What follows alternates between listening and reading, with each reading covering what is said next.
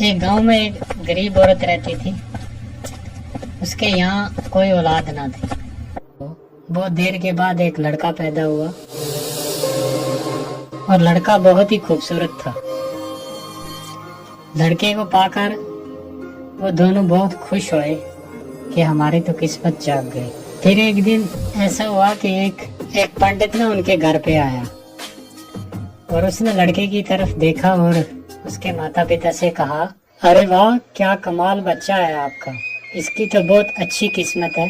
ये बेटा 15 वर्ष की उम्र में एक राजा बन जाएगा और जल्दी ही एक राजकुमारी से इसकी शादी भी होगी।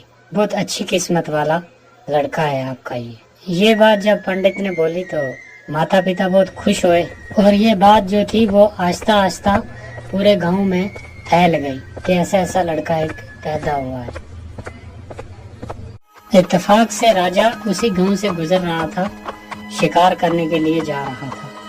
तो एक सैनिक ने राजा को बोला कि इस घर में एक लड़का पैदा हुआ है और पंडित ने उसका ये हाल और हवाल बताया है कि वो 15 वर्ष की उम्र में राजकुमारी से शादी भी करेगा और राजा भी बन जाएगा। तो राजा बहुत बुरे दिल का आदमी था। उसने सुनते ही ये कहा कि किसी तरह भी करके इस लड़के को मार देना चाहिए। राजा ये सोचकर उसी घर की तरफ जाने लगा।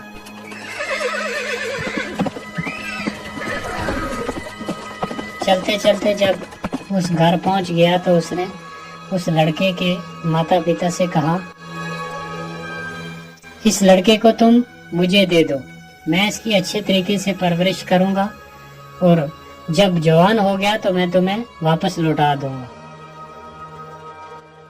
नहीं नहीं राजा जी, हम आपको अपना बेटा नहीं दे सकते। बहुत देर के बाद हमारे यहाँ एक बेटा पैदा हुआ है, तो आप क्षमा करें हमें। माँ ने जब इनकार कर दिया तो राजा के डराने धमकाने से आखिर मान ही गए दोनों बेटा देने के लिए।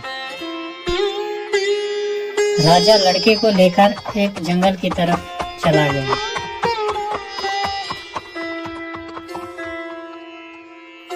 और चलते चलते रास्ते में एक दरिया आ गया और उसने एक बक्से में बंद करके उस लड़के को दरिया में छोड़ दिया। बादशाह जिस वक्त बक्से को दरिया में डाल रहा था तो जंगल की परियां सैर के लिए आई हुई थी। परियां बहुत ही नेक दिल की थी। परियों को बच्चे पे बहुत तरस आया और उसने उस बक्स की हिफाजत शुरू कर दी। बहुत दूर तक परियां उसके साथ गईं। चलते चलते आगे नदी के किनारे एक जिम्मेदार का मकान आ गया और उसकी पत्नी जो थी वो नदी के किनारे घूमने के लिए आई हुई थी। तो उसने देखा कि एक बक्स तैरता हुआ उसके पास आ रहा है। वो बक्स निकाला उसने तो वो क्या देखती है, एक बहुत ही खूबसूरत बच्चा उसके बीच लेटा हुआ है। तो वो उसे पाकर बहुत खुश हुई, उसने सीने से लगा लिया। फिर वो उसे लेकर अपने घर चले गई। जब घर पहुंची तो अपने पति से कहा, देखो जी, ऊपर वाले ने अपनी मर्जी से मुझे ये बेटा दिया है, मैं इसकी परवरिश करूंगी अच्छे तरीके से, आज से यही हमारा बेटा है। अरे वाह, बिल्कुल बिल्कुल, क्यों नहीं, हमें तो बेटा ही चाहिए था। हे ऊपर वाले, तेरा लाख लाख शुक्र है।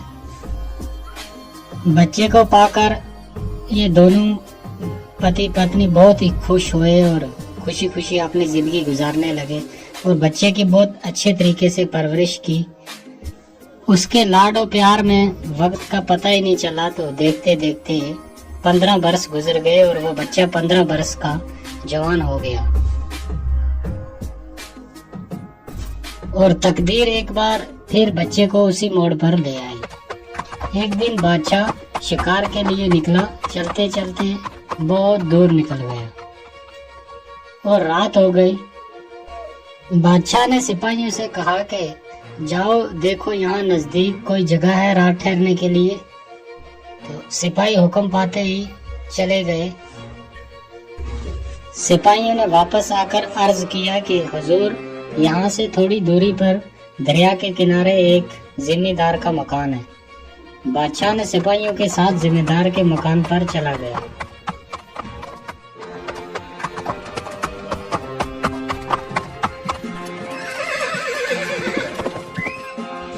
बादशाह जब उसी घर पहुंचा तो घर वालों ने बड़ी इज्जत और खलूस के साथ उसे खिलाया पिलाया, अच्छे तरीके से उसकी मेहमान नवाजी की। फिर बादशाह ने क्या किया कि उस जिम्मेदार से पूछा, क्या तुम्हारी कोई औलाद है, कोई लड़का है, लड़की है तुम्हारी? हुजूर, हमारा तो अपना कोई बेटा नहीं है, लेकिन ऊपर वाले ने ये बेटा हमें दिया हुआ है। अब तो यही लड़का यही लड़की, हमारा तो सब कुछ यही है। तो बादशाह ने हैरानगी से उससे पूछा कि ये लड़का तुम्हें मिला कहाँ से? फिर उस जिम्मेदार ने सारी कहानी बादशाह को कह सुनाई और बादशाह जिम्मेदार की बात सुनकर सोच में पड़ गया। बादशाह को समझ आ गया कि ये वही लड़का है। वो समझ गया जिसको इसने बक्स में बंद करके दरिया में फेंक दिया था। बादशाह लड़के की जान लेने के लिए नई तरकीब सोचने लगा। आखिर एक तरकीब सूझ ही गई उसे।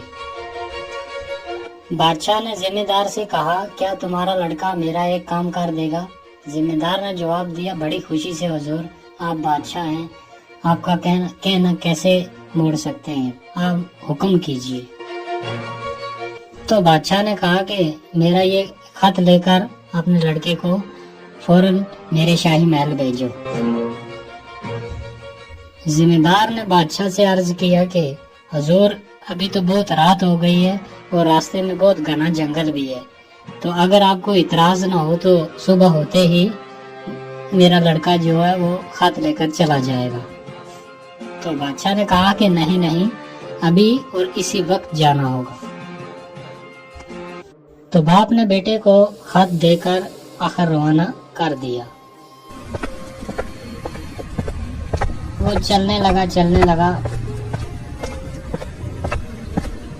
चलते चलते आगे घना जंगल आ गया और काफी रात भी हो गई थी। तो उसे नींद आ गई, एक पेड़ के नीचे सो गया। वो सो रहा था कि वहां पर परियां आ गई, वही परियां जिन्होंने उस बक्स की उस वक्त हिफाजत की थी। तो उसके हाथ में वो खत देखा परी ने और फौरन आकर वो खत लेकर पढ़ा। तो उसमें लिखा था कि ये लड़का जब शाही महल पहुंचेगा तो इसका फौरी कत्ल कर देना। तो परी ने वो खत लेकर अपने पास रख लिया और अपने पास से एक खत लिख कर उस लड़के के हाथ में रख दिया। जब सुबह आई तो लड़का उठा और जल्दी जल्दी वो खत लेकर महल की ओर जाने लगा। और नए खत में जो परी ने दिया उसमें ये लिखा था कि जैसे ही ये लड़का महल पहुंचेगा, इसे फौरन शाही लिबास पहनाकर इसकी राजकुमारी से शादी कर दी जाए।